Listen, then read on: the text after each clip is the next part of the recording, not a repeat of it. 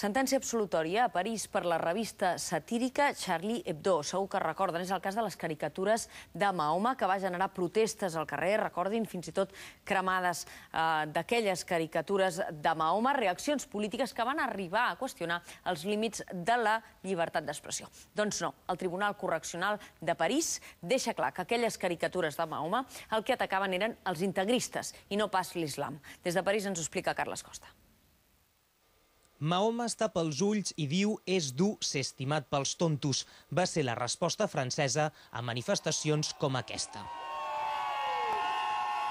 Protestes, en alguns casos violentes, que es van anar estenent després de la publicació d'aquestes 12 caricatures del profeta, primer en un diari danès i després en altres publicacions europees. França va contribuir al debat sobre la llibertat d'expressió amb aquest altre dibuix, que titulaven amb un contundent «Mahoma desbordat pels integristes». Dues associacions musulmanes franceses van presentar denúncia contra el responsable d'aquest setmanari satíric, però avui ha quedat absolt.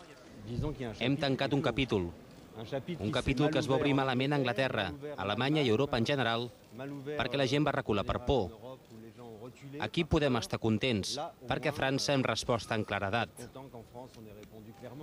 El Tribunal Correccional de París considera que els 3 dibuixos demandats no ofenen tota la comunitat musulmana perquè, segons diuen la sentència, només volen representar els integristes. Tan sols en aquest cas concret sí que reconeixen que podria resultar ofensiva, però no en el context on va ser publicada, en un especial que pretenia fomentar el debat, un argument que ha creat divisió entre les dues associacions musulmanes denunciants. La sentència ha reconegut que una caricatura podia ferir, però tot i això ha dit que no havia passat els límits de la llibertat d'expressió.